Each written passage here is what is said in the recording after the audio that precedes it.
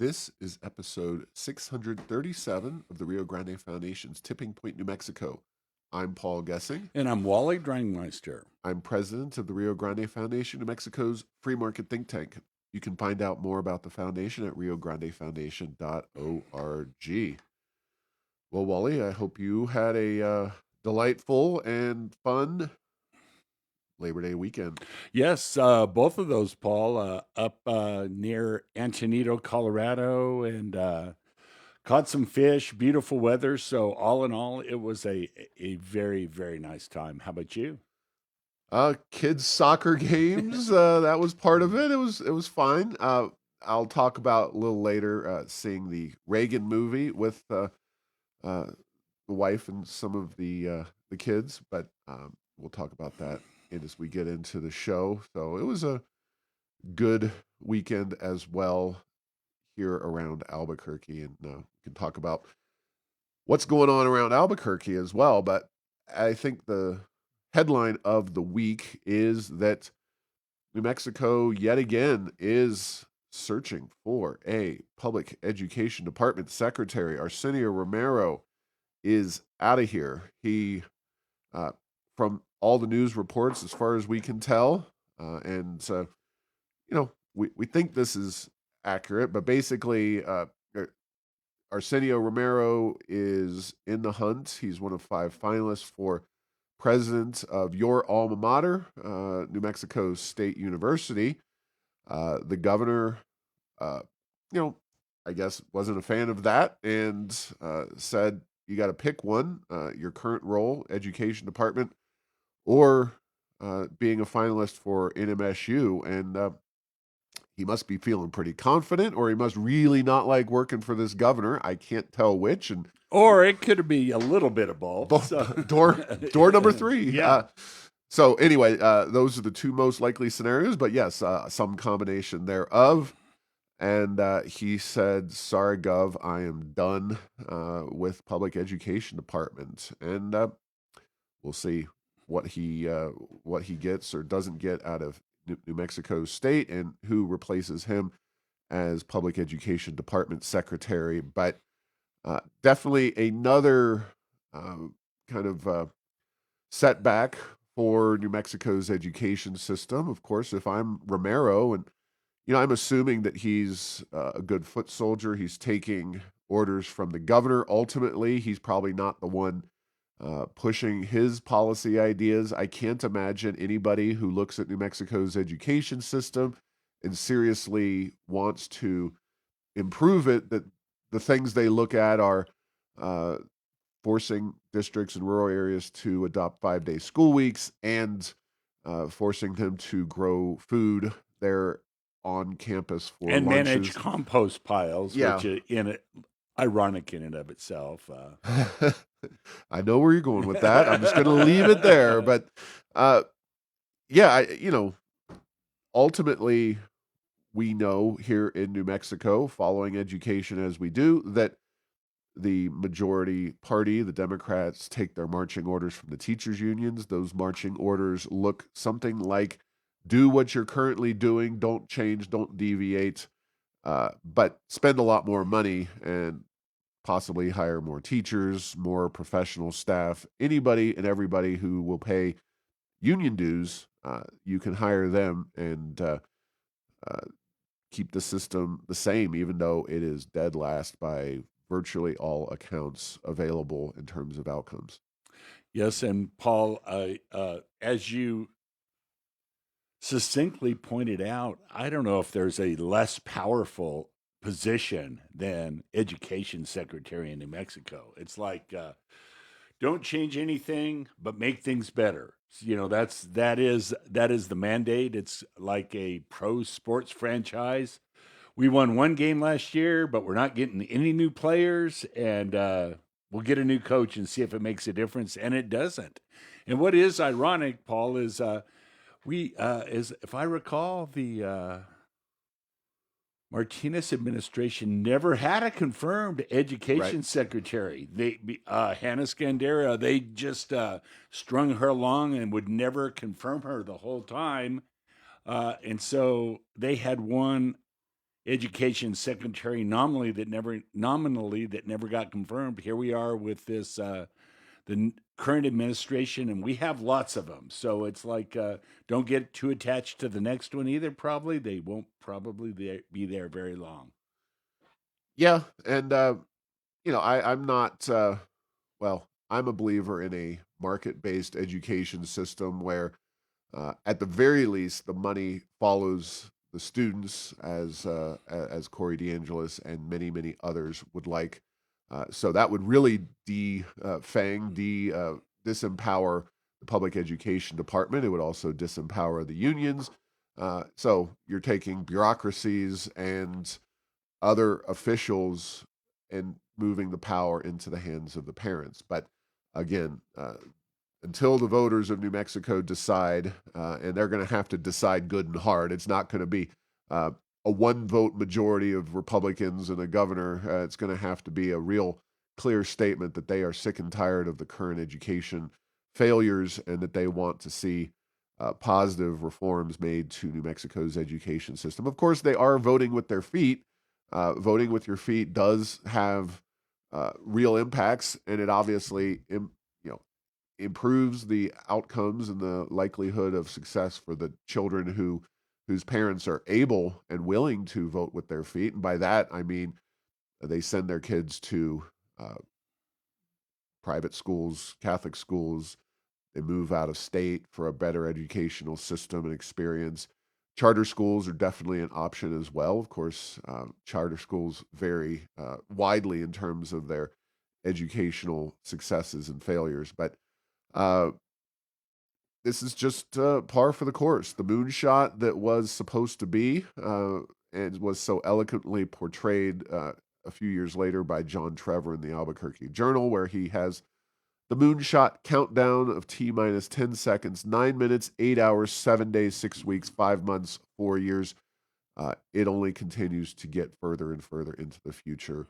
But you can't expect somebody who, you know, got to be there in the governor's mansion at the behest of the unions that they're going to change the system and embrace kind of these tough love reforms that are disempowering to the unions. It's just not going to happen. It's kind of like asking the chickens to continue voting for Colonel Sanders. It's not the way things go in this world. No, and if there is a bright spot in this, and I'm not positive there is, but you do have groups like the Legislative Finance Committee that are starting to acknowledge what is like it's there obviously, but it's being put in front of legislators. So we'll see. We'll see if something happens, but. New Mexico is a tough place to be a student if you're going to try to get ahead in this life. The education that you get here, not always the best, that's for sure. Yeah. Well, on a different and somewhat brighter note in terms of education, I had the chance to attend a new event that the new secretary, not secretary, the new superintendent at Albuquerque Public Schools, Dr. Gabriela Duran Blakey, held last Wednesday. Actually, Arsenio Romero was there in the house, and then I guess he strategically decided that after that he would tender his formal resignation. But uh, this was a state of the district address by the new superintendent. She's been on the job for a couple months now. She gave a talk. The head of the school board gave a talk. Mayor Keller gave a talk. Um, Relatively brief. It was a worthwhile event to attend. You can find it online. It was at the Bonifacio building, the Bonifacio Teacher Development or Professional Development Building, the uh, most beautiful building of all the APS buildings, and my first time in entering that particular facility. So it was worth it for me just to get into that building. And of course, they have a large meeting space in there. There was a lot of folks in attendance and got to see a lot of the stakeholders at APS. So uh, I was pleased to see and hear the new superintendent talking about student outcomes and outlining specific goals for achievement.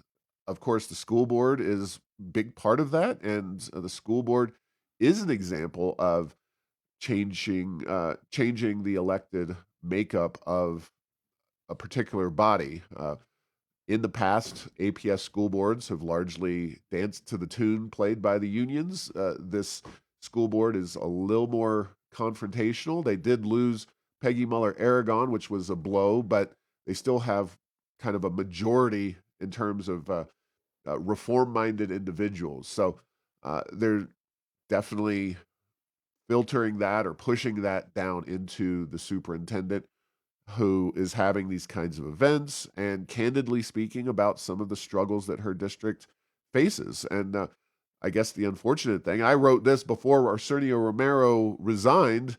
I said, the unfortunate challenge, while I think she had a lot of good things to say and has a sound approach to education policy and the needs of the district, she's only one of many chefs in that particular kitchen, so to speak. Of course, you have the PED secretary. You ultimately have the governor standing behind him or her and pulling the strings. You have the legislature adopting the policies. You do have the school board, which in this case, they seem to have found somebody that is willing to go their direction. Scott Elder, the previous superintendent, was another holdover, another internal hire, and seemed to be less inclined or face less pressure to actually reform the district. So, uh, where does this all leave us? Excellent question. I mean, it's at least the first time I've seen a coherent and detailed presentation about what this district can and should be doing to improve student outcomes. And she's got her work cut out for her. This more resembles the Titanic than any. The metaphor is apt both in terms of the icebergs that we've kind of seen APS hit over the years, but also the challenge of moving and turning such a large vessel, APS. It's going to be a challenge over there, but God bless her at least for moving in the right direction.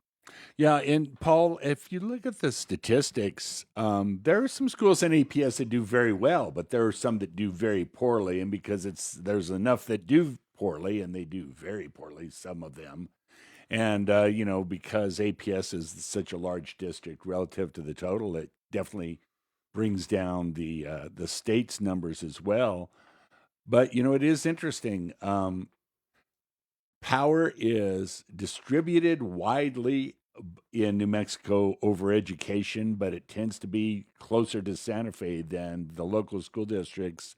And a lot of that comes from the way we do funding. The funding comes out of Santa Fe. There are places in this world, in this country, that local property taxes are the primary payer of school costs, and it's interesting where the money is, the power is a lot of times, and it's not at the local school district level. The other thing is that, man, if a superintendent has a shot, in my opinion, at making any difference over the next 2 or 3 years.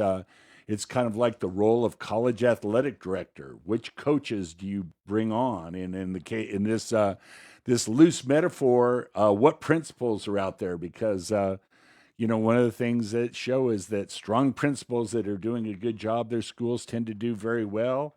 I certainly don't have a list of names of poor principals, but I happen to believe that a big district like APS may have one or two. Let's put it that way. And what would bringing some stronger principles to some of the lesser performing schools be as a I wouldn't even call it a reform, just a management action that could actually make a difference in the lives and the achievement of the APS students. So I wish her well. We've wished them all well. Right. It's one of those.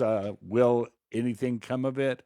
Will we be last when her term is over? I hope not. I hope we've clawed our way up into the mid 40s, frankly, or even higher. So best of luck, and we'll see what happens. Well, you get to one of those impediments and challenges, and we're certainly not going to go through all of them, but One of them is to attract and retain uh, excellent teachers, to pay high performing teachers more than their counterparts who are not seen as effective as effective. Those are impossible to really do with the union work rules that are in place. So uh, that's just one of many examples of things that, regardless, it's the superintendent, it's the PED, all of them are going to run up against those kinds of challenges. And I think the issue with the unions is obviously they're not an elected group of people, but they, in many ways, do call the shots with regard to our education system and the way it actually operates on a day-to-day basis. So, yeah, it's going to be a challenge, and of course, it is a government monopoly, which at its heart faces, a whole slew of problems that's going to cause. Well, we're going to shift gears, so to speak. Although I don't think electric vehicles have gears, but we're like that transition there, Wally. We're going to move to the presidential campaign because one of the things that we've talked about almost as much as we talk about the gross receipts is electric vehicles. And our typical conversation has involved the governor and her push for EVs and mandates at the state level. You've also got EV charging stations and building codes that are all related to trying to force those EVs to be adopted. But we would be remiss if we didn't mention that the Biden administration for the last 4 years has been very involved in pushing electric vehicle mandates and rolling out charging stations on a national basis. Recently, however, in one of many flip-flops that the Kamala Harris campaign has made, her campaign at least has refuted the idea that they support EV mandates. Now, Wally, I think we are probably in agreement that we have low standards when it comes to the, I believe Stephen Colbert called it the truthiness of our politicians. We're not necessarily looking to them for the God's honest truth on a lot of things, especially in an election where they're trying to make promises to anybody and everybody. But for somebody who was vice president in an administration that was so bought into the ideas of electric vehicles, who supported the Green New Deal, and who continues to adhere to a very left wing approach to all manner of uh, policies, especially on the environment, where she said her values have not changed, even though she seems to flip flop on policies uh, with regularity. Uh, she said recently that she doesn't support electric vehicle mandates. Do you believe her? Oh, who knows, Paul? That's better than I expected. Yeah, it's like, so here's the thing. When you're uh, Biden and his team, the Biden team, it seemed like they only had a 4-year agenda because they never thought Biden was going to run. Now, Biden threw a little curveball in late in the game and it's like, well, maybe I will run a second time. And so they did a lot of policies that were frankly way more aggressive than I think anyone would have done if they thought they were going to have a shot at a second term. And some of these wild EV mandates were one of them.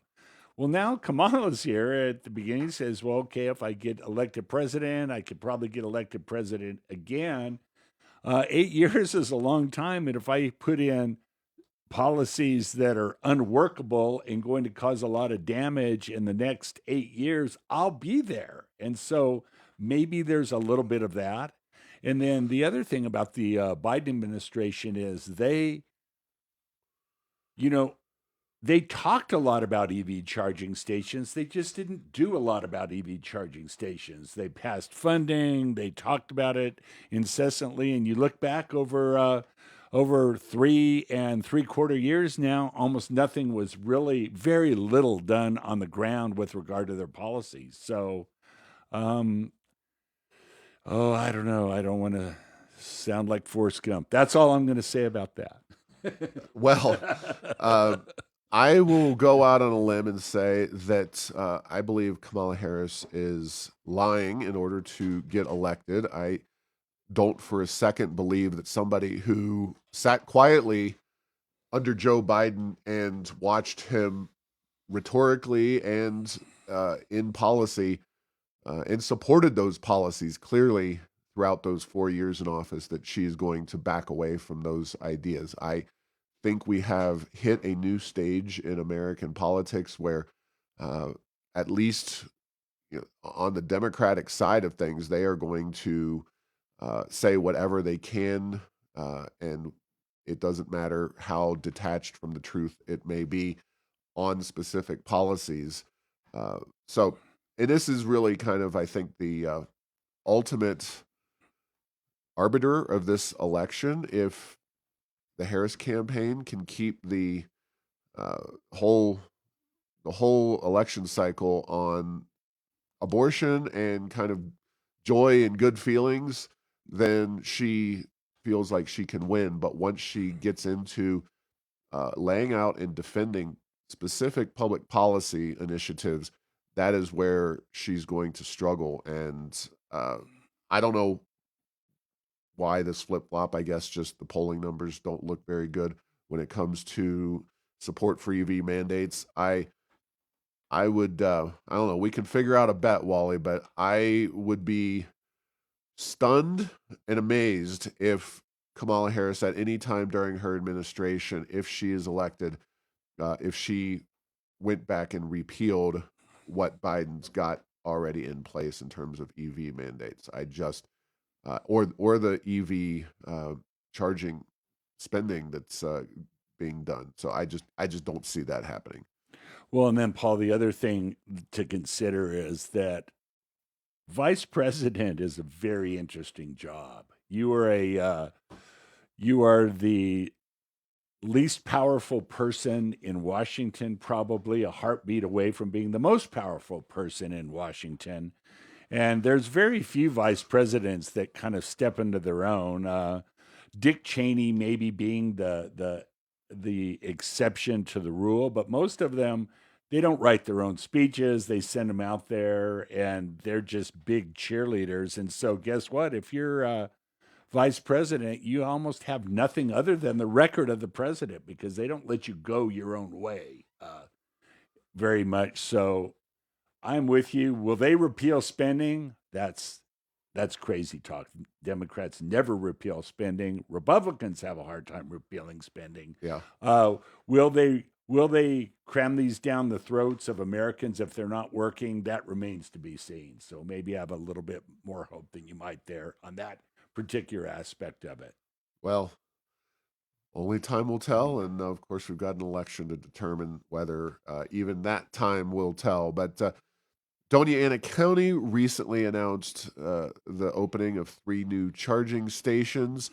We went ahead and requested the costs associated with those charging stations. There was one that's been opened at 865 Anthony Drive, $12,062.93.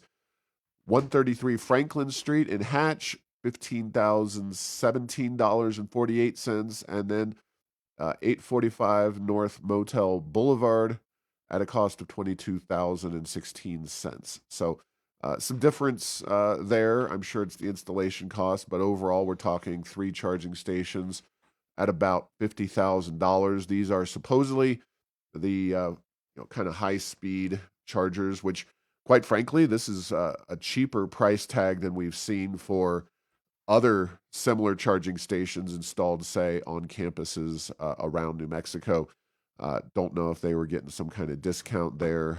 It's sometimes hard to tell with regard to uh, these public records requests because they don't answer a lot of questions. But that is what we got back from Doña Ana County. Of course, $50,000, while relatively inexpensive compared to other charging stations for 3 of them. Uh, that's a lot more than the taxpayers are paying for gas pumps and gas stations, or that they ever have. And as reported by KRWG, the assistant county manager of Doña Ana County, said on film that gas-powered vehicles aren't going anywhere. There will always be a place for the internal combustion engine in our own fleet where we need heavy-duty vehicles, and the technology is just not there yet for full electrifications. So, interesting comments. The truth, Yes, obvious truth, but that's not rewarded politically a lot of times, and he may things receive a like that. nasty gram from the governor. Is that what you're saying? Well, or somebody will Yeah, knock on his door and say, "We don't need to be saying that anymore." exactly. Any further thoughts on the new EV chargers? Well, the fact that you nailed it, it's like, okay, now the price is coming down a little bit. That's kind of good, but in the big scheme of things, just just contemplate the fact that we're celebrating 3 chargers put in. Whoa, 3 chargers. I mean, we need hundreds, we need thousands, if this thing is going to be real and in any real time frame. And so is this progress? I guess this is a kind of drip, drip, drip. We will see.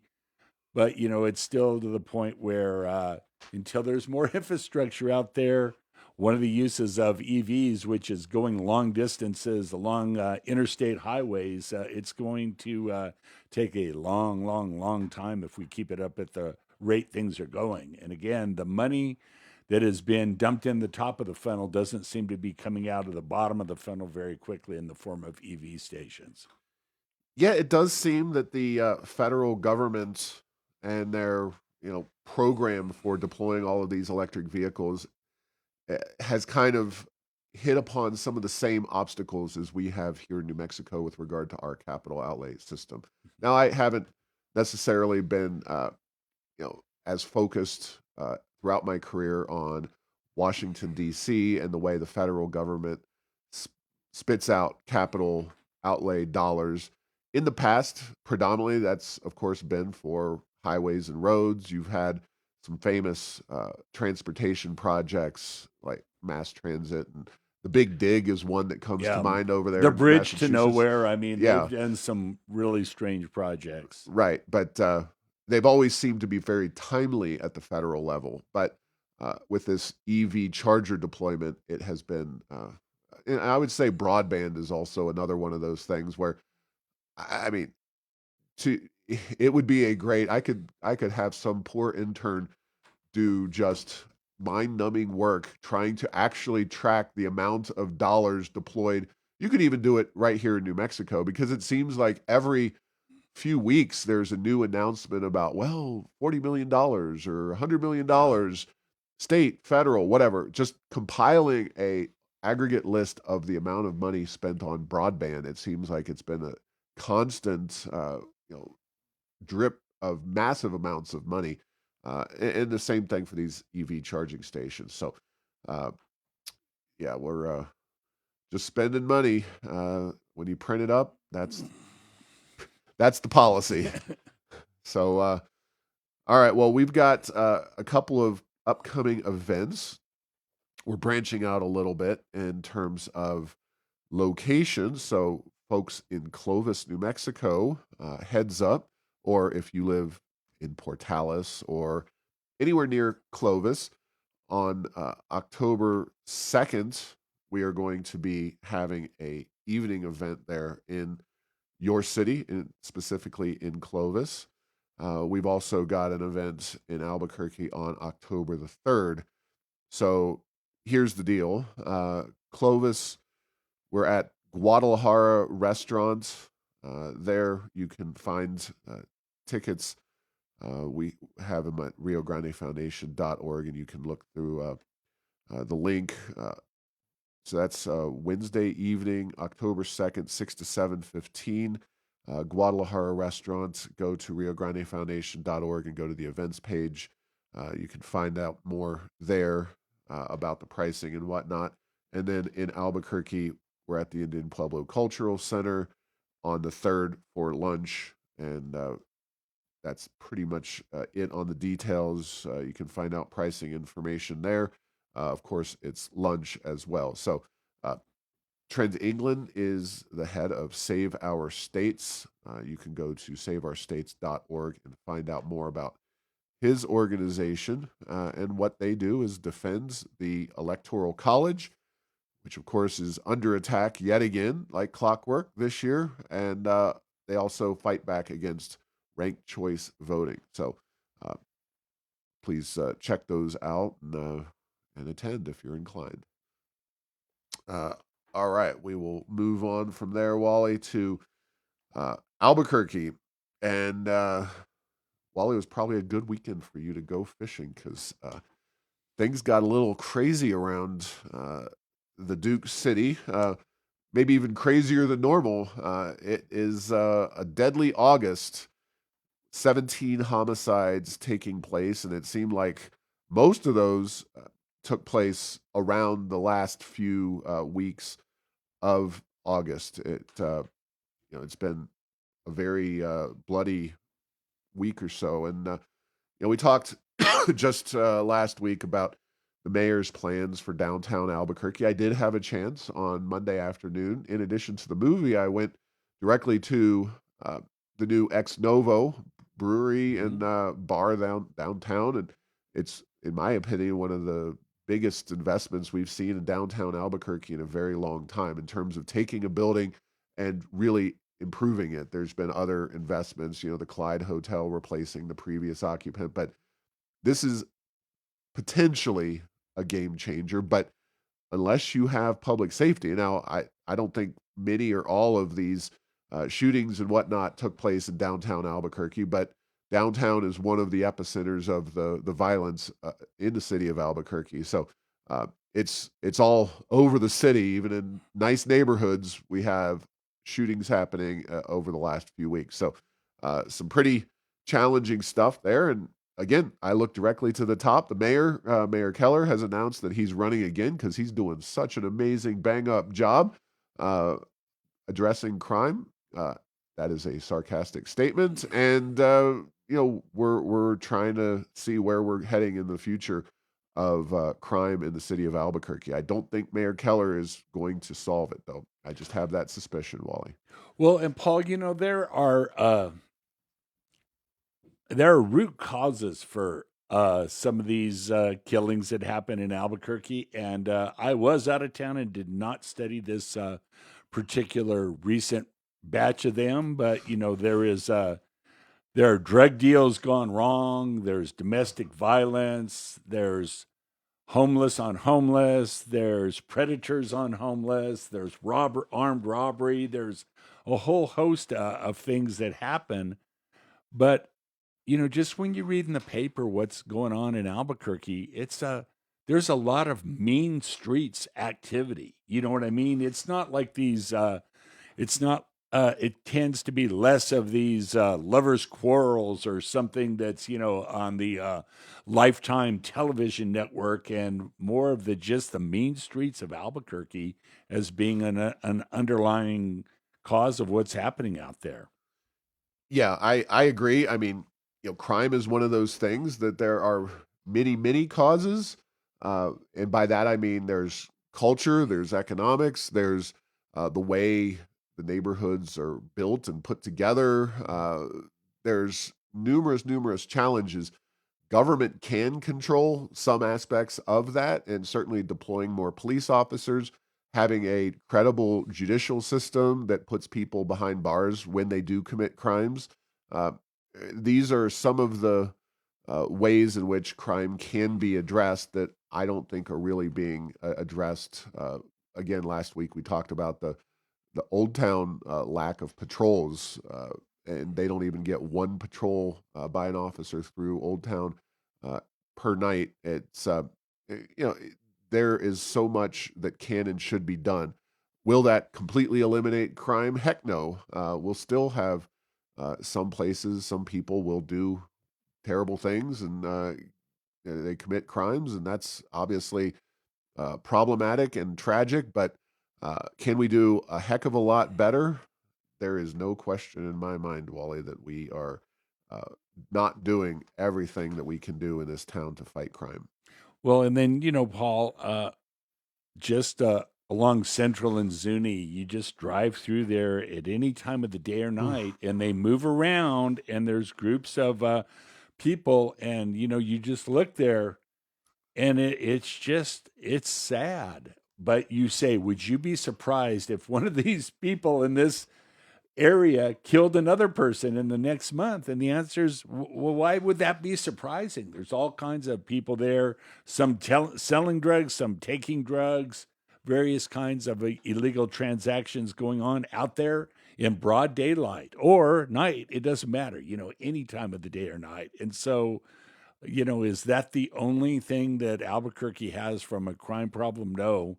But that's certainly one that's out there in the open and obvious, and I think indicative of the kind of, speaking of systemic problems, the systemic problem that we have with crime in Albuquerque. Absolutely. Um, One of the things I did do, and I teased this at the top of the show with regard to activities over the past weekend, had a chance to see the Reagan movie that just came out. And this is a classic case of the Rotten Tomatoes, the experts, so to speak, not liking the movie. They gave it a 19%. 87% of the people who actually see the movie, the paying public, enjoyed it. So I think it's safe to say that there might be some liberal bias there with regard to the Reagan movie. But I really enjoyed it. My kids, so far as they were willing to tell me, 14 and 12-year-old, didn't drag the 8-year-old there, but they enjoyed the movie as well, at least so they said. Uh, Really well done, well told story of Reagan's life and some of the big moments and some of the big speeches and confrontations that he was a part of during his not just time as the president, of course, the assassination attempt as well, but also his time as the head of the Screen Actors Guild and fighting communism in that group back in the mostly the late 40s and 50s. Running for running for governor of California. Having Ronald Reagan as governor of California at this time just seems truly like a foreign land. Yeah. But anyway, it a was a long neat time movie. ago in a galaxy far, far away that Reagan would be president or governor of California. That's for sure. Well, that electoral map of him in 1984, and you see some of the debate scenes, including the one with Walter Mondale, where he talks about the age issue, and a lot of parallels between today and that time in our history of the assassination attempt. Of course, Trump and Reagan both being involved in Hollywood and kind of acting to some extent, at least making their names on in many ways on television. Of course, Trump, the property developing and putting his name on the buildings being a prominent way he made his name before he got into The Apprentice and television. But definitely a lot of things that were parallel, and great movie. I encourage folks to check it out. Definitely a trip down memory lane, and the ending is a tearjerker. I can verify that it's got an emotional punch to it.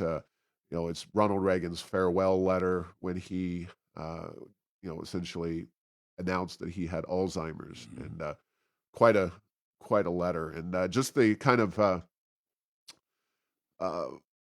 the eloquence of Ronald Reagan is something we miss in American politics today as well. Well, and Paul, this is Dennis Quaid as Reagan. Is that right? Yes. And did he feel like Reagan to you? I mean, I know there's somebody who's involved in politics who has any conservative bent has seen a few of Reagan's quips over the years and has a sense of him. Did he end up feeling like Reagan to you in the movie? Or the only thing that I kind of missed was that kind of raspy, humorous whale. That kind of voice of Reagan. Well, there you go again. Yeah, I didn't quite. I mean, Dennis Quaid looks and did a very admirable job looking like and portraying Reagan. They had multiple actors because this goes all the way back to Reagan's childhood and interactions with his father and whatnot. But that kind of low key voice that Reagan had, you really didn't see as much as I would have liked. But overall, Dennis Quaid did a fabulous job, and the whole cast did as well. So, uh, again, definitely worth the watch. So, let's see. The final thing, well, two things. One is, where are all the hurricanes, Wally? We were reliably told before this hurricane season, but then the BBC, of course, we had that early in the year Hurricane Beryl that affected the southern Caribbean and Yucatan Peninsula. And their headline, of course, the BBC, the august news source of the British government, how record breaking Hurricane Beryl is a sign of a warming world. And we were told that all of these hurricanes were going to be bearing down on us this season, and it's going to be a record year because the Atlantic is hot and this, that, and the other. Well, I've got news for you. We've had 5 named Caribbean storms. We just concluded the Labor Day holiday, and there's nothing even on the horizon, so to speak, in terms of new storms out there. You never know. We could have a crazy month here in September, but it does look like the forecasters were incorrect at this point in terms of the massive onslaught of hurricanes we were to expect. Now, we don't get those in New Mexico. Some people I've talked to, we'll say geographically ignorant folks, think we get a lot of hurricanes here. We don't, and We don't. We get dust devils and dust storms. sometimes the rain from a hurricane we do Yeah. occasionally get, and those are nice little bonus rains. But yeah, where are the hurricanes, Wally? Well, Paul, there's a lot of that is not known about the atmospheric weather and climate of the world. That is for darn sure. But man, the relationship between climate and weather is turning out to be just very tenuous indeed. And so it's one of those things. What do they call it on the internet? Clickbait. You just write a headline that you're pretty sure people are going to click about. That's the closest relationship I think there is between climate and weather. Whatever the junior intern writing the headline for the post of the news story, and yeah, there's been times where they've said, "Oh, this is going to be a mild hurricane season," and it's a big one, and now this one. They don't like to say we're not really sure. We don't know what it is. That's something they won't say unless they want a research grant to study. Other than that, they're very sure of themselves, but without the track record to back them up. Yeah, it's very complicated. The weather is very complicated. Anybody who says they know X, Y, and Z, it's exactly what's going to happen. Yeah, you can say, well, the theoretical idea is that the warmer the Atlantic is, that's going to cause more hurricanes. Of course, in practice, that has not worked this year. Same with predictions that we were going to have a lousy monsoon season in New Mexico. We're still not exactly at the end of that, but so far it has been, I think, a above average monsoon season, at least here in Albuquerque. And my trips around New Mexico have indicated that much of New Mexico has seen a pretty solid monsoon season, if not a very, very good monsoon season. And those are way more critical for us here. Don't make the national headlines quite like hurricanes because of obvious reasons. But for New Mexicans, we care deeply about those monsoons because that impacts those fires. And speaking of fires, tonight, Wally, I will be in Ruidoso, New Mexico. Lovely area, one of my favorite areas of New Mexico, especially in the summer months.